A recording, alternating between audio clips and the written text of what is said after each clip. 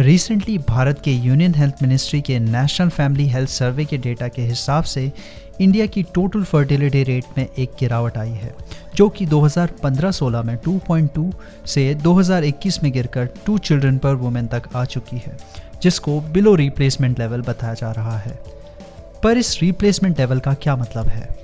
United Nations की population division के according जिन देशों की फर्टिलिटी रेट 2.1 से कम है, मतलब बिलो रिप्लेसमेंट लेवल है, वो ये दर्शाता है कि उन देशों की एक जनरेशन इतने बच्चों को पैदा नहीं कर पा रही है जिससे वो अपनी जनरेशन को रिप्लेस कर सके, जिसका अंत में प्रभाव ये होता है कि उस देश की पॉपुलेशन में एक समय के बाद गिरावट आनी शुरू हो जाती है।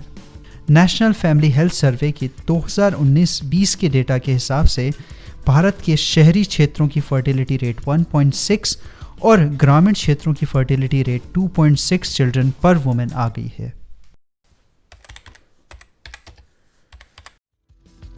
TFR या टोटल फर्टिलिटी रेट का मतलब है बच्चों की औसतन संख्या जो कि एक महिला अपने प्रजनन काल यानी रिप्रोडक्टिव स्पैन में पैदा करती है।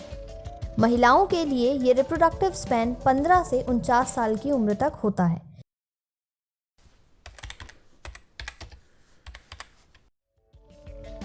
International institute for population sciences के डायरेक्टर का कहना है कि एक जनरेशन से अगली जनरेशन में 2 बच्चे 2 पेरेंट्स को रिप्लेस कर रहे हैं, और इसको अगर हम लॉन्ग टर्म में देखें तो इससे जो पॉपुलेशन की पोटेंशियल ग्रोथ है वो 0 हो जाती है। पर ये चीज़ें हमेशा लॉन्ग टर्म इफेक्ट्स दिखाती हैं।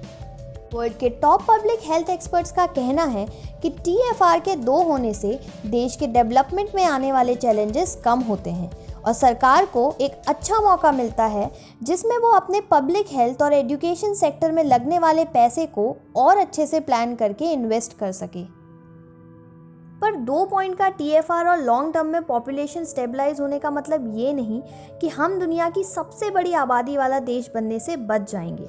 ये अभी भी होगा, बस फ़र्क इतना है कि जहाँ ये एक्सपेक्टेड था कि भारत सबसे बड़ी आबादी वाला देश 2024 से 2028 तक बन जाएगा, उसमें इस स्टेबलाइजेशन के आने से एक डिले देखने को मिलेगा।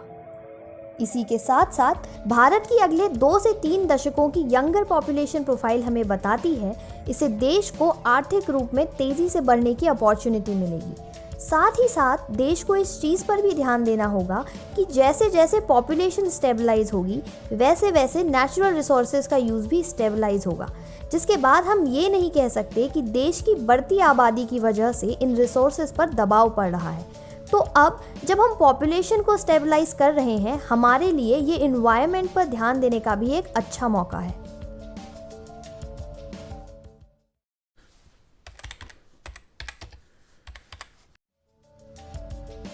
NFHS के सर्वे में ये पाया गया है कि देश में आधुनिक गर्भ निरोधक तरीके मतलब मॉडर्न कॉन्ट्रासेप्टिव मेथड्स में काफ़ी बढ़ोतरी देखने को मिली है।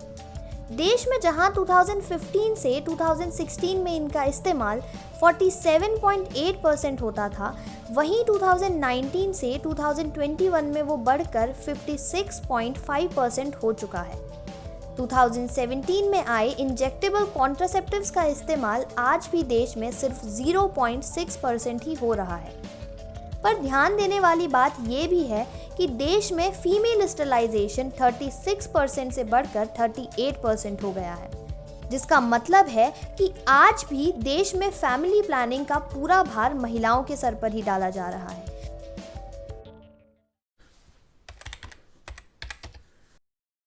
NFHS के सर्वे में सामने आई चीज़ों को देखते हुए कुछ ऐसी चीज़ें हैं जिन पर आने वाले समय में ध्यान देने की ज़रूरत है।